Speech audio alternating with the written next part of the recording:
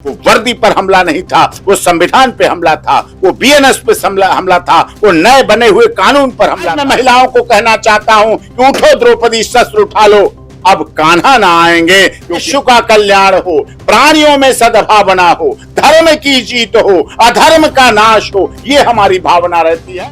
मंदिर क्यों गिराया गया, मंदिर क्यों तोड़ा गया, मंदिर के ऊपर ही मस्जिद क्यों बनाई गई, मंदिर को ही खंडित करके क्यों बनाया गया।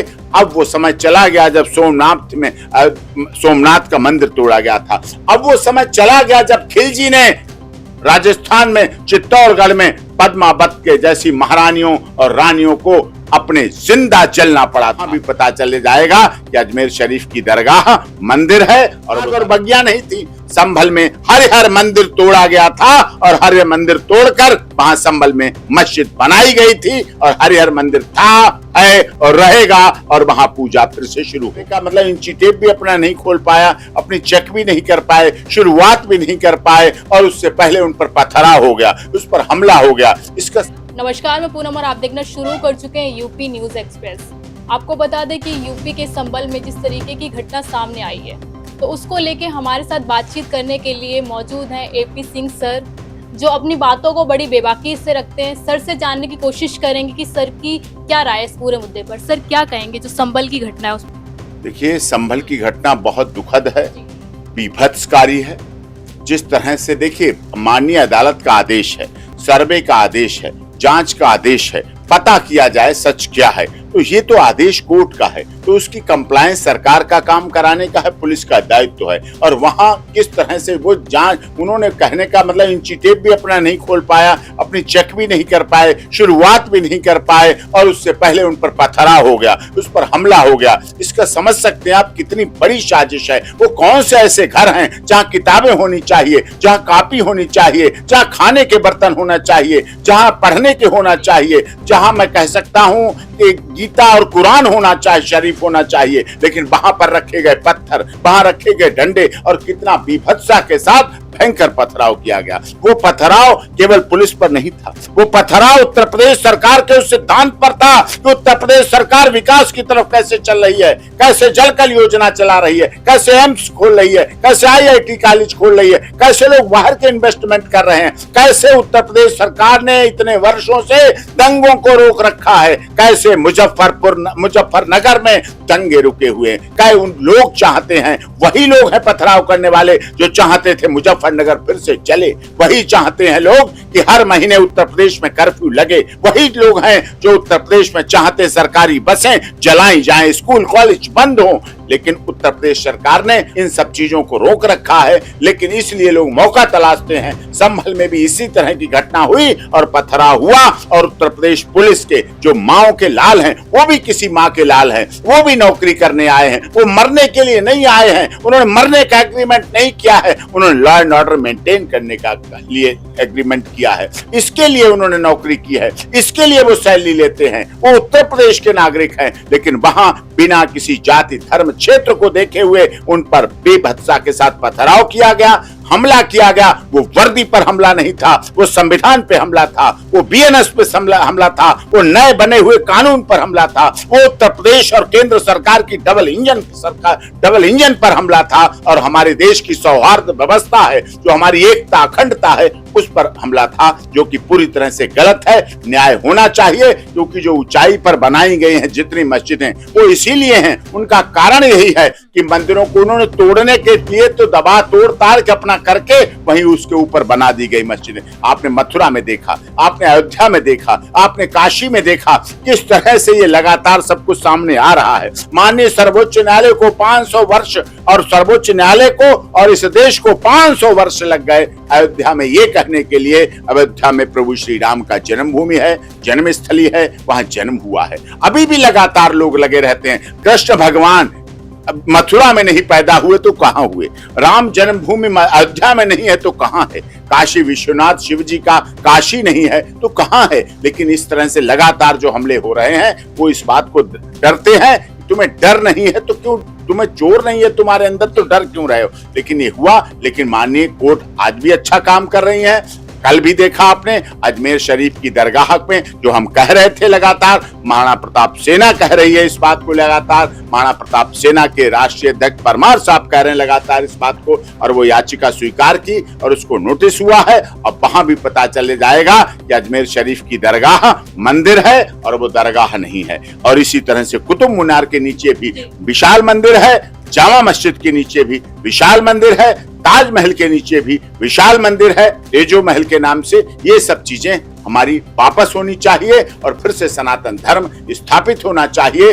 अब वो समय चला गया जब सोमनाथ का मंदिर तोड़ा गया था। अब वो समय चला गया जब खिलजी ने राजस्थान में चित्तौड़गढ़ में पद्मावत के जैसी महारानियों और रानियों को अपने जिंदा जलना पड़ा था, जिंदा जौहर करना पड़ा था। ये दुनिया की इकलौती ऐसी घटना थी जहां हमारे देश की रानियां, महारानियां, पटरानियां ने जिंदा सुहाग के साथ अपना स्वीकार किया जलना, लेकिन खिलजी के हाथों अपना त्याग, तपस्या, चरित्र, मान, सम्मान, संस्कार को नहीं खत्म होने दिया। वो इतिहास आज भी मौजूद है। अब इस इतिहास को दोहराने की जरूरत नहीं है।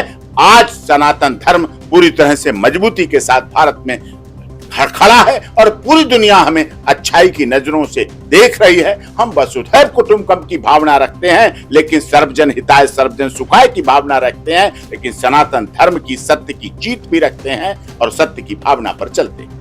सर, सवाल ये उठता है कि कुछ मुस्लिम समुदाय के लोग ये कहते हैं कि अगर मंदिर पहले था लेकिन अभी तो मस्जिद है, तो फिर मस्जिद को गिराना क्यों? मंदिर क्यों गिराया गया?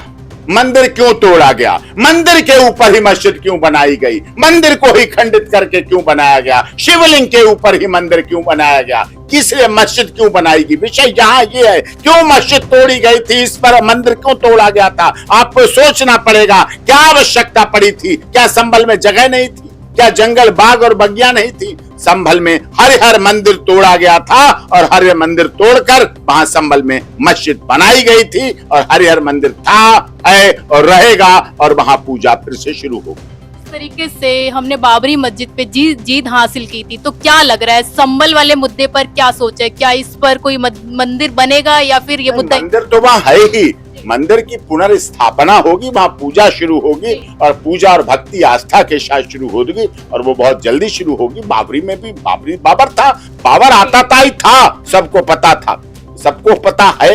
आज भी इतिहास इस बात को दोहराता है, पता।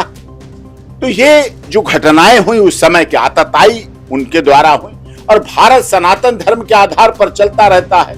भारत सर्वे भवन्तु सुखिनः सर्वे सन्तु निरामया पर चलता है। भारत सनातन धर्म क्या है? जब हम सनातन धर्म के आधार पर पूजा पाठ अपने नवरात्रे के बाद हवन यज्ञ करते हैं, जब हम हवन करते हैं तो पूजा में क्या बोलते हैं? विश्व का कल्याण हो, प्राणियों में सद्भावना हो, धर्म की जीत हो, अधर्म का नाश हो, ये हमारी भावना रहती है। और इसी भावना के साथ हम हवन सामग्री में आहूत हुई उस ज्वाला को और उस धुएं को, क्योंकि वैज्ञानिक है, वो औषधीय रूप ग्रहण कर चुका, हम अपने घर के सारे दरवाजे खोल देते हैं कि सब जगह जाने दीजिए, रोगनाशक दवाई औषधि के रूप में सबको मिलना चाहिए। हमारी गंगा बहती है बिना किसी जाति, धर्म, क्षेत्र, भाषा, संप्रदाय के, बिना गोरे, काले, पीले के देखे हुए सबको जल देती है, सबको निर्मलता देती है, सबको पवित्रता देती है, सबको ऊर्जा देती है और सबको जल देती है। हमारी तो ऐसी भावना है। हम तो ठीक उसी गन्ने की तरह है, जो गन्ने को आप काटें तो मिठास,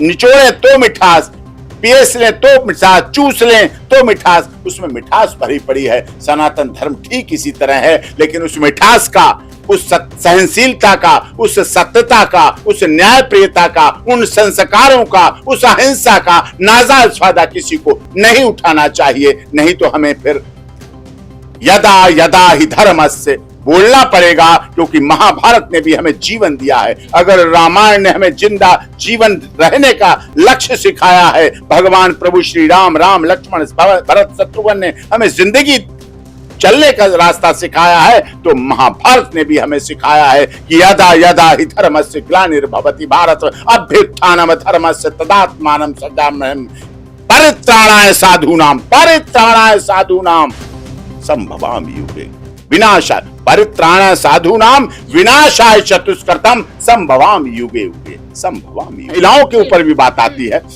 वो समय चला गया, उठो द्रौपदी, शस्त्र उठा लो, अब कान्हा ना आएंगे। पहले द्रौपदी का सम्मान बचाने के लिए कान्हा आ गए थे, लेकिन आज मैं महिलाओं को कहना चाहता हूं कि उठो द्रौपदी, शस्त्र उठा लो, अब कान्हा ना आएंगे, क्योंकि आपको दुर्गा देवी की तरह मूर्ति में तो नकली तलवार है। अगर आप दुर्गा की उपासक हैं, आप नवरात्रे में पूजा करती हैं, तो आपको असली तलवार चलाना भी चाहिए, देखना भी चाहिए, सीखना भी चाहिए, और घर में उसको रख करके उसकी पूजा भी करनी चाहिए। अगर आप महाबली हनुमान के उपासक हैं, तो आपको गदा को चलाना भी सीखना होगा, उसकी पूजा भी करनी सीखनी होगी, और महाबली हनुमान से प्रेरणा भी लेनी पड़ेगी। तब हमारी सच्ची रूप से हमारी माताओं बहनों की पूजा सिद्ध हो पाएगी। जो माताएं बहनें अपने पति के लिए करवा चौथ रखती हैं, अहोई अष्टमी अपने बच्चों के लिए व्रत रखती हैं, तो ये पूजा तो करती हैं, साथ में इन शस्त्रों से, इन अस्त्रों से अपने परिवार, समाज, सम्मान, घर, मान, सम्मान और चरित्र की रक्षा भी करनी पड़ेगी।